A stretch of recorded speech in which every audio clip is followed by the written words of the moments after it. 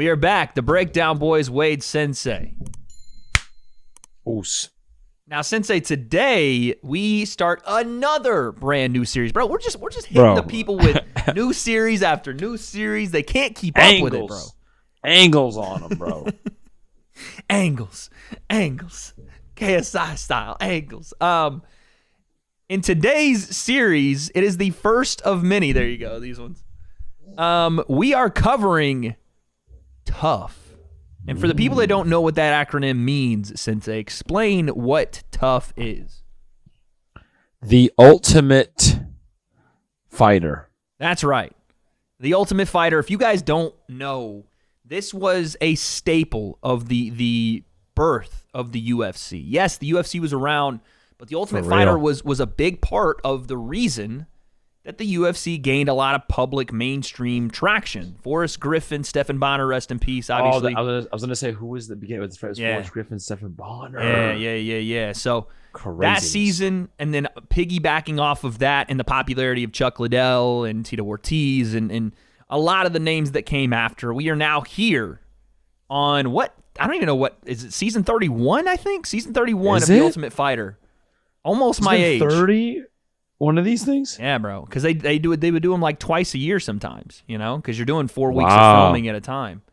So I could be wrong. Comment section. That's crazy. Me know. But this season, Sensei, is very special, and we're going to cover every single week. So the episodes come out Tuesday. We're going to be right here with you guys on Wednesday. So the next day you're going to get post-episode coverage, and this one is special, Sensei, because it is Conor McGregor versus Michael Chandler. So let's start here.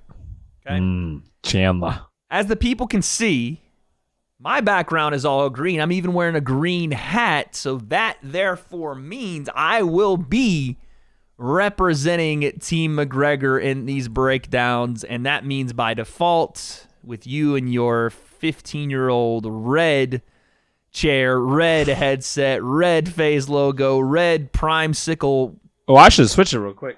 Yeah, go ahead. Do your thing. See, while he's not here, I'm going to let you know that red is just about as dead as Team Chandler is. So, yeah, that's exactly what I was saying is it's a good pick for Sensei to be on Team Chandler because he's a veteran like Chandler is. It's all good. It's all good stuff. Man.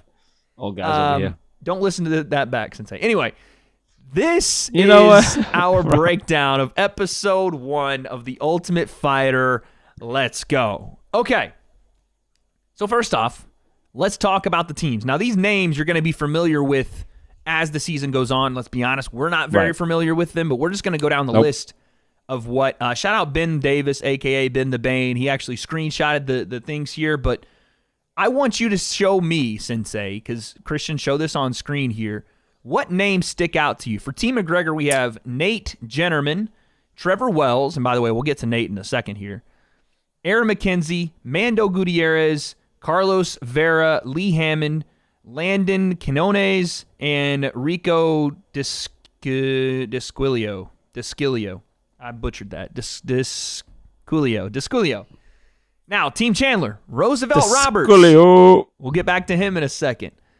Tamir Valiv, Austin Hubbard, Cody Gibson, Brad Katona, Kurt Halabra, Jason Knight, and Hunter Azur.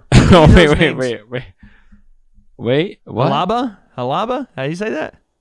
Whereas Harbaugh is like in the Ravens, so Halaba. I know, but I'm trying to think because Halaba, that makes sense. Because Harbaugh, isn't it Ba? Yeah, it's Ba. Halaba. Any of those names stick out to you that we just named? Any of those at all? Dude, I feel like Carlos Vera is just like a name. That's a UFC name. Fighters that like. So a couple of the names that we are familiar with, Jason Knight being one, Wildman Jason Knight, bare knuckle fighter Jason Knight, former UFC fighter Jason Knight. And by the way, most of the guys on Chandler's team, in fact, all of them are considered the veterans, while Conor gets the prospects, meaning Team McGregor has not smelt the UFC just yet, and Team Chandler either has and not necessarily is there anymore, or has some experience with the UFC. These are veterans of MMA, right? Like I said, Jason Knight jumps off the page. On Austin Hubbard jumps off the page.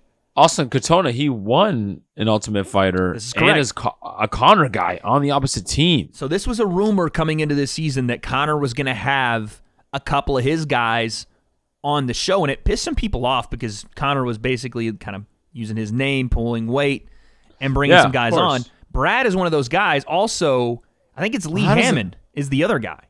Yeah, Lee was a guy that I guess had trained with Conor for a while since he was a kid. He said, but how does that help Brad, bro? You're a guy, you're on the opposite team. So, but at least he's on the show. You know what I'm saying? No, I know, but you're on the opposite team. So a guy that you train with is coaching the other guy. So does Conor, how does he, does he fully help his guys? And that's gonna be tough. Yeah, how do you undercut your own guy? So this guy I've been working with a long time. I'm not gonna give you his tendencies, but I'm gonna sit here and also tell you, I'm here to help you change your life. Yeah. You know what I mean? That one's gonna be tough because Conor is obviously very loyal. I mean, you look at Conor's team. That's been Conor's team since he started. They showed it. John Kavanaugh there, Owen Roddy there, some other guys that have been a part of that team. They're getting old and gray, Sensei. This is how long this has been going on. Let's not forget, Conor's been in the game for about a decade and a half now. So it's, let's talk about that. So before we get into the fights, let's do first impressions of the reason we're here. Obviously, we're going to talk about the fighters, but Conor and Michael Chandler. The episode kicks off. Michael Chandler is already, they set him up, bro. He's already in the UFC PI waiting on the grand entrance of one notorious Conor McGregor. He comes in, what are you saying? What'd you see there, Sensei? Conor came in with a hard limp, just bang. Swagging. Bang. Bang. I was like, okay. And then he just looks yoked. Dude, we've said this before, it doesn't look like the same person. He looks like a wrestler. I've been saying the whole time, he looks like a wrestler. He looks like a guy who's been wrestling bears. It looks like he grew up in Dagestan with Khabib in Dagestan. He's from Dagestan now. Bro, he looks like a rugby player in one of the scenes where he's got his rugby kit on and he's like, throw the backhand, throw the backhand, beautiful. He's so big. And he's like, he's bigger than Michael Chandler. This is a guy that used to be at 145 pounds and looked like he struggled to fit in a medium t-shirt. He looks like he's a 200-pound man now. That's the thing. One of the first things that stood out to me was that when he went out to Chandler, I was like, whoa. He's bigger. And Michael Chandler's a big 55er. Right. Ladies and gentlemen, the effects of HGH. Okay? We'll just be honest. Yep. That's what it is. And he goes, we're going to fight at 185. And he's like, Mike's like, I'll do 185. I'll do it. He's like, yeah, you'll do what you're told. Hey, it wasn't bad. There you go. You'll do what you're fucking told, mate. Bro, classic Conor. And Chandler's like,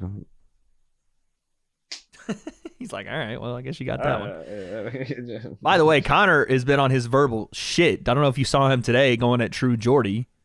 I don't know if you saw that. I did hear that. That one was crazy. That's Classic our guy. Conor. That's our guy, True Geordie, but I will say, it was a funny, Conor has some witty things. He said, what's up, Mr. Estrogen? Estrogen, what's up? He said... He was on one. I can just. It's funny because what he said was funny, but I immediately pictured him being like, "All right, this is him doing it, him recording it. What is going on? Well, what it's obvious that Jordy hit a nerve. It's true. What everything Brian was saying, it feels like is more true than Conor wants to admit. But anyway, the episode goes on, and we find out our first matchup on the Ultimate Fighter is going to be Roosevelt Roberts, former UFC fighter, 4-4, was on the Contender Series, versus Nate Jennerman. And to sum this up without going too deep into it, it is both guys trying to, and this will be the story of everybody, both guys trying to either reclaim their spot, like Roosevelt Roberts, who is a dangerous guy, long, 6'2", for 155 pounds, and we didn't mention that. I'm kind of bouncing around. Conor's team is made up of prospects in the 135 and 155 division. And, prospects. All prospects. Chandler, veterans in the 135 and 155. So two divisions. And I believe all UFC vets. I believe they're all guys who fought in the UFC. Vets, 4-4 is the way it broke down. 4 35ers, 4 55ers on each team. So Nate's story is he's from Wisconsin, trains out of Rufus Sport, has a family, kids, 3-legged dog. And then Roosevelt Roberts' story is apparently he just admitted freely that he was just selling drugs, which is... Yeah, I was like, all right. Yeah, can't be doing that on TV. But anyway, hey, it is what it is. He lives in California, but he's got a family down in Florida, wants to train with Mike, wants to regain his UFC career. I remember him on the Contender Series. He was dangerous, dude. Dangerous guy. So... Yeah, huge for 55. Yeah, 6'2" at 55 is crazy, but... then we got to the training sessions, and you tell me the stark differences between the two, bro. Chandler was like, because he's from the wrestling background, so I feel like it's going to be like traditional practice. This is what we're going to work on today. You know what I mean? This is the plan.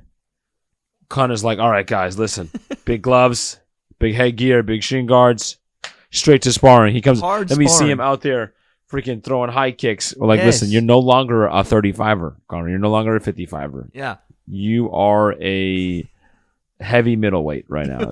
What's going on right here, dog? Massive middleweight. And he's just like, bang, bang, bang. Throwing heavy. You said it. Yeah. You said it, bro. You're like, oh, Conor just did this so we can get some training in. 100%. That's my thought. Get himself back in the mix.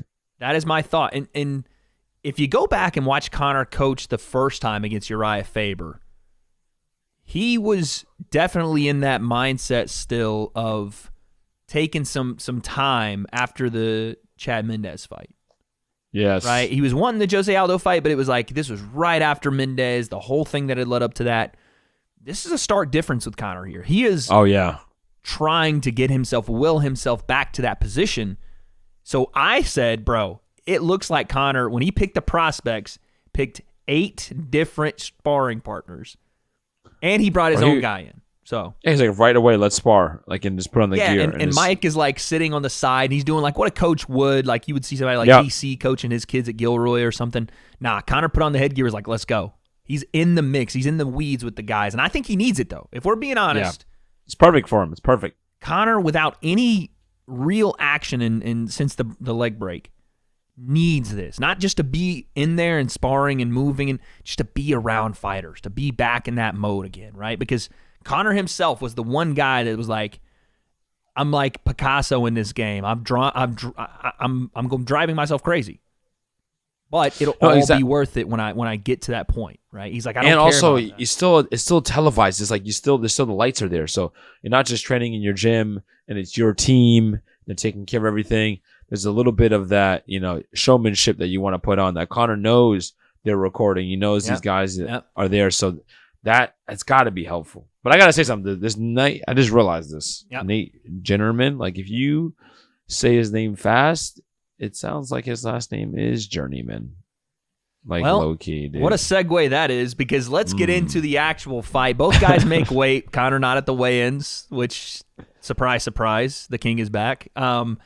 He comes to the fight decked out. Once again, this is what Conor does. He's not, again, suited. He's not, I don't even know if you can consider him a coach. He brings his coaches in to coach and corner. He is there to offer things, but more so it's like moral support and training.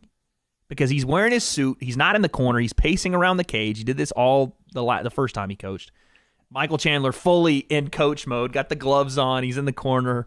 That's gotta matter, man. If I'm training, if I'm fighting as an athlete, and Conor comes in late, suited, there's just a disconnect that's there, And something that we saw the last time Conor coached was a very, you can't not do this, but a very heavy favor toward Artem when him and Artem were still buddies. The falling out of the century. Oh, yes, that's right. But in that camp and in those, you would see the difference in the way he reacts to an Artem win or an Artem fight versus the other guys, and that has to be a little bit like, fuck, bro, I get it, it's your boy, but come on, man, like I could use some help here too, Yeah, because Conor comes in, he's like, I like that shot, I like it.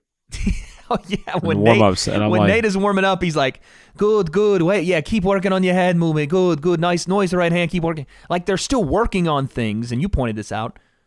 This is not the time to be working on things. You better have a fight. It literally felt like as if you're at a seminar with Conor McGregor, and he comes over. It's like me and you are working on like this combination he just said. I'm like, all right, and then he comes over. He's like, nice right hand, like what I'm saying, the whole thing. Very good head movement. Good job, buddies. Off to the next guy. You're like, all right, cool, but except he's supposed to be your coach in your fight. Meanwhile, Chandler's like praying with the guys. He's like, let's go. He's like in the weed. freaking Chandler's wrapping his hands. He's like doing that, putting the Vaseline on him. You know what I'm saying? He's carrying the bucket. Yeah, dude. What I mean?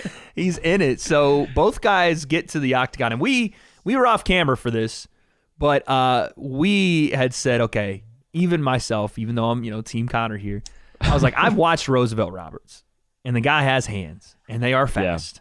They're short, but yes. They're the shorter reach for a guy of his size, but this is a guy that is going to come to fight. And the more we kept hearing in this episode about Nate, it was like, oh man, if he gets inside, if he gets a hold of him, and I'm like, that's not good, because you're already putting qualifiers on what he has to do to be successful here. Not, hey man, if Nate's gonna do this, no, if he gets to this place, no, bro, not good. So, Sensei, what happened?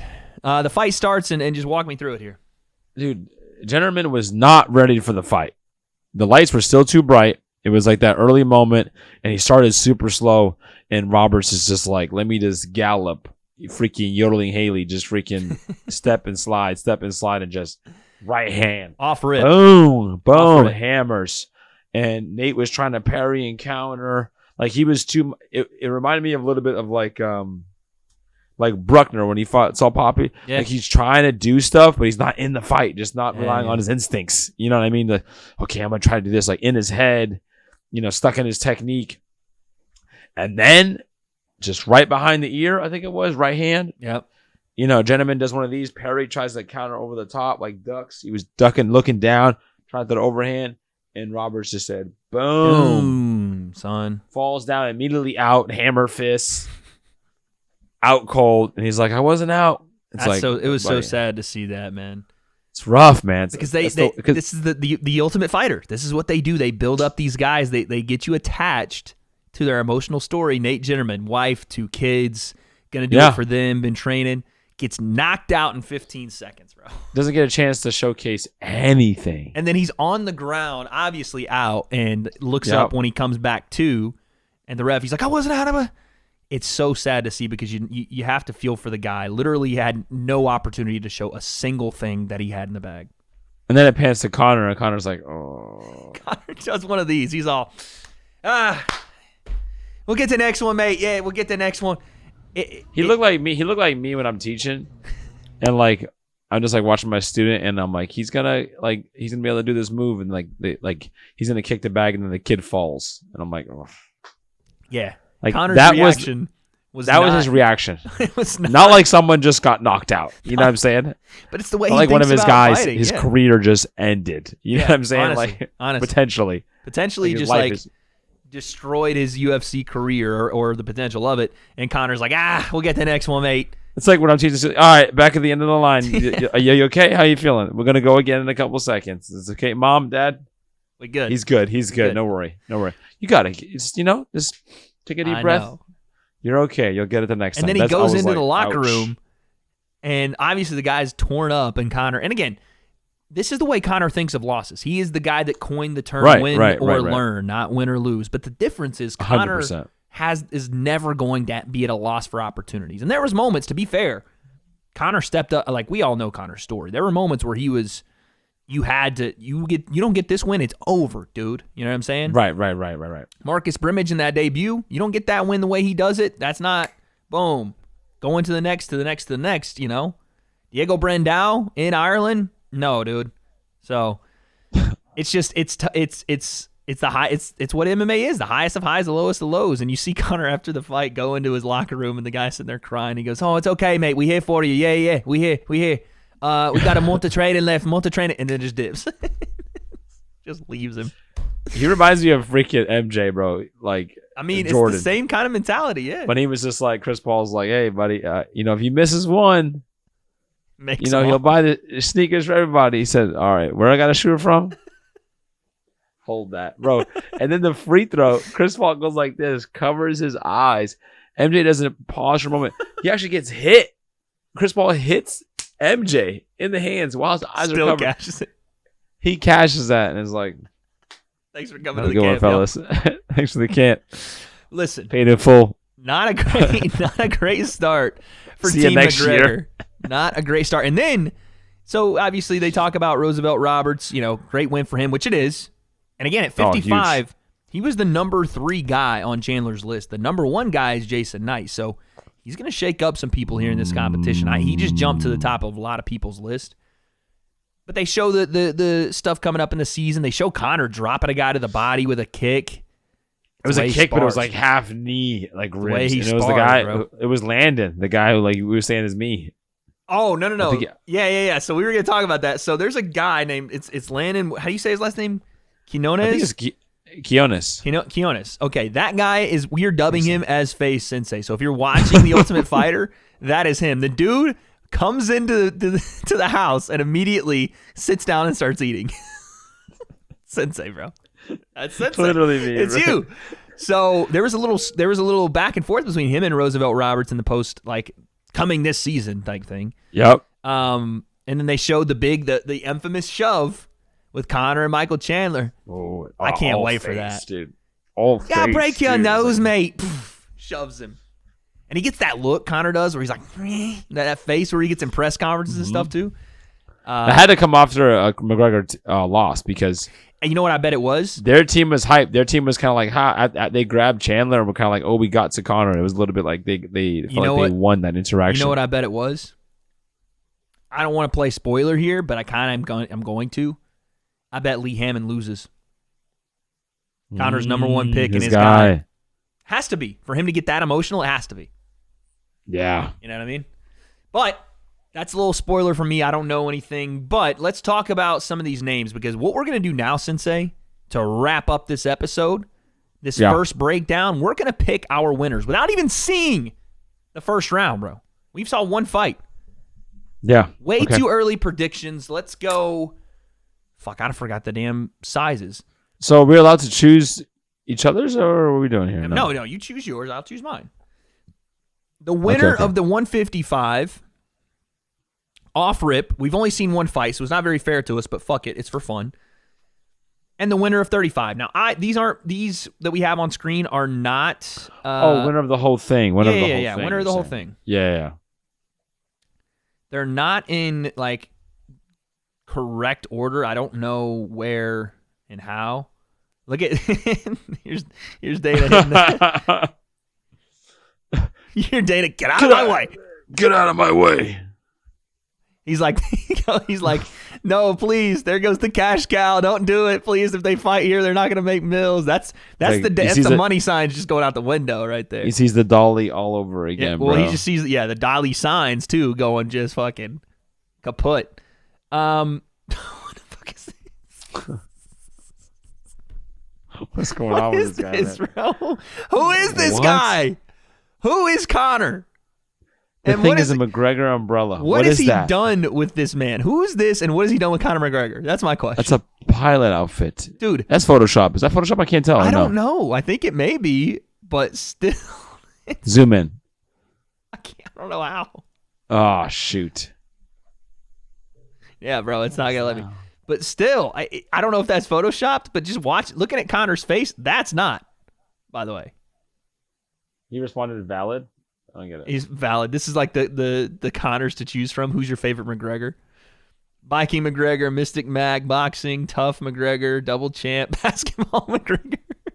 Oh.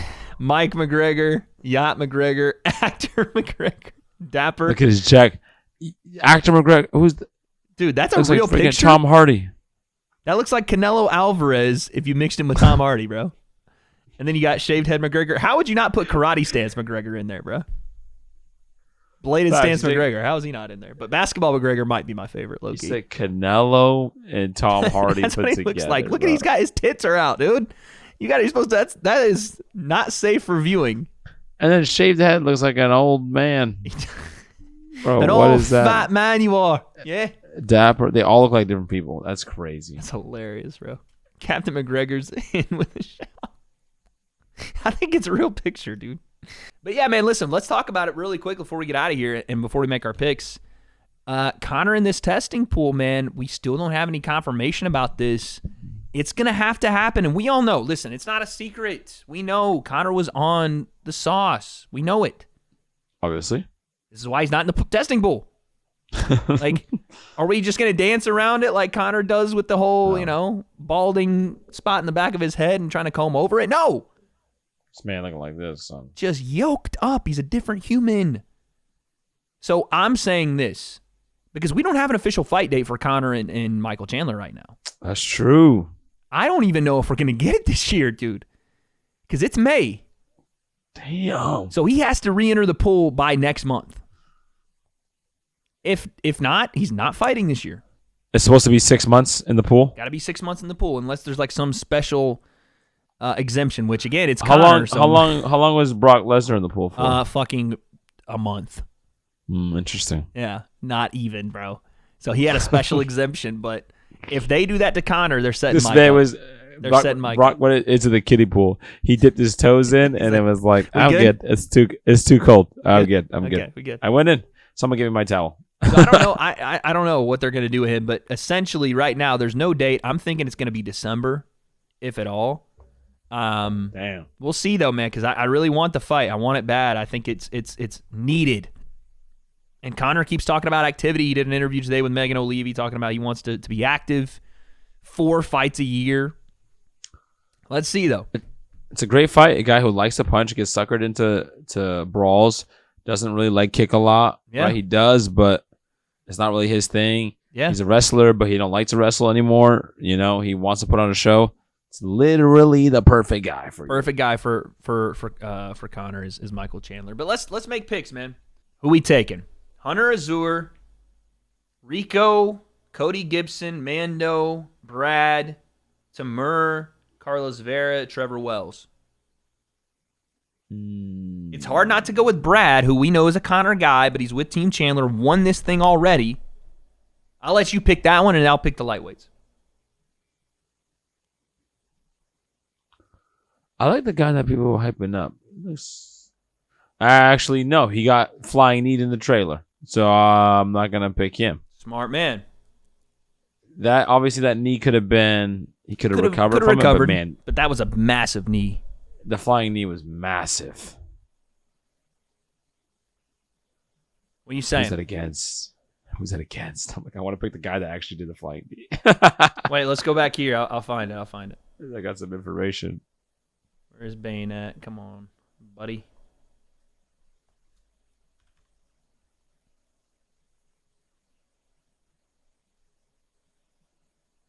All right, there's the matchup schedule.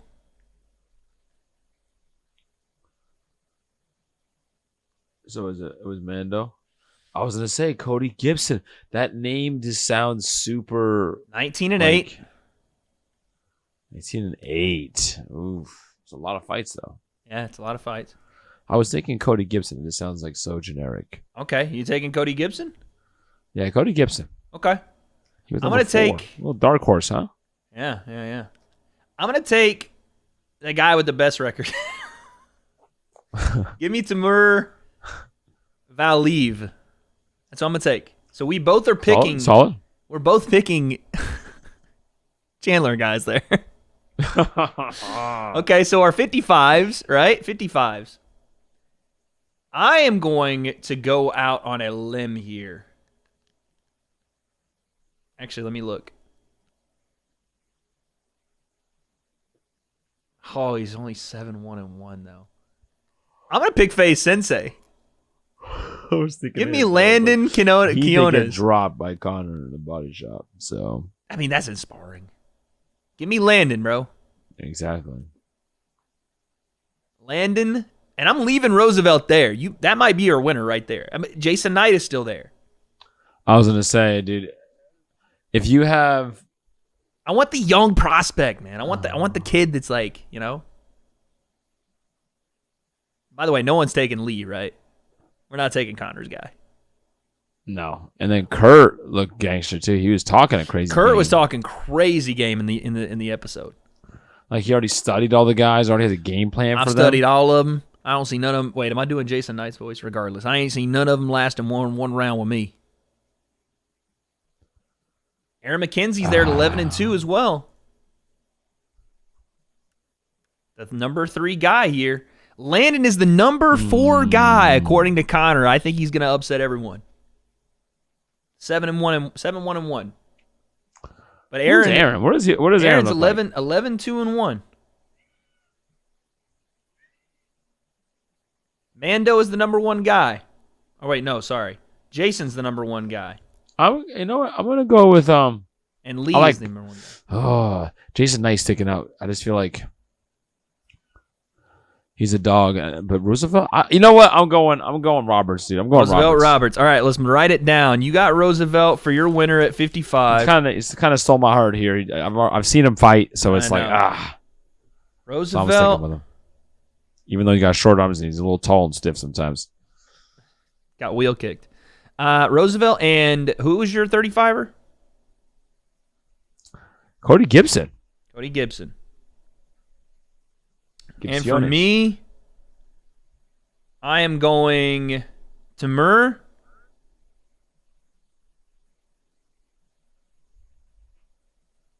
And Sensei. Landon Quiones. All right, folks. There it is. Those are our picks. Way too early picks with almost zero information. So let's see if they hold true. I will be representing Team McGregor. We'll do this too, just to make it fun. At the end of the season, the team that wins the most fights, the other person will do a punishment. Okay. That works. That's fair. So you're up 1-0 right now. I'm coming back strong in episode 2. Comment section. Let us know what you think of this first breakdown episode of The Ultimate Fighter, Season 31, Episode 1. We're doing one every single week. I hope you guys follow us on this journey. Make sure you subscribe here at The Breakdown. We don't know who's going to win this competition, or if Conor and Mike are even going to fight, or if they're even going to, or if we're even going to make picks on that. We don't have the answers, but I guess we'll find out. I can't take no loss. I don't even know what it costs. I hit the ground, then it go off. Yeah, hit the ground, then it go off. Yeah, I can't take no loss. I don't even know what it costs. Yeah.